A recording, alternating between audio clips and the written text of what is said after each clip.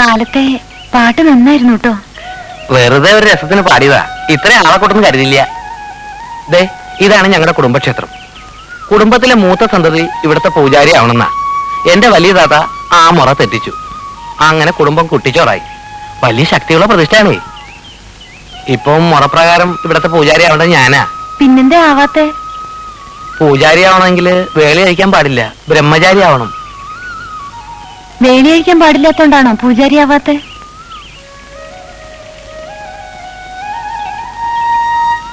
അതെ.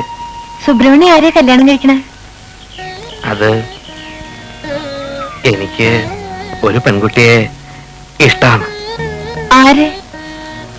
ആണുങ്ങൾക്ക് നാണം ഉണ്ടാവാൻ പാടില്ലെന്നാ പറയുന്നത്.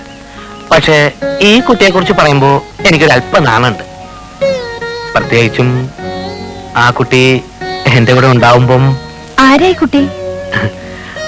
ആരെന്ന് ഞാൻ പറയണില്ല. പക്ഷെ ഇപ്പോ എനിക്കിത്തിരി നാണാവുന്നുണ്ട്.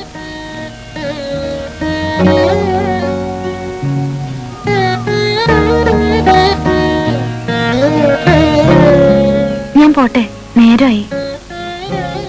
അല്ല, എന്താ ഒന്നും പറയാണ്ട പോകുന്നത്? അല്ല, പറയാൻ കുട്ടിക്ക് നാണമുണ്ടല്ലേ? സാരമില്ല, ഞാനൊരു വഴി പറഞ്ഞുതരാം. രോഹിണിക്ക് എന്നെ ഇഷ്ടമാണെങ്കിൽ നാളെ ഒരു പച്ച സാരി എടുത്തിട്ട് വരണം. ഇഷ്ടമല്ല വെച്ചാല് ഒരു ചുവപ്പ് സാരി എടുത്തോളൂ. പിന്നെ ഞാൻ ഉപദ്രവിക്കുകയില്ല.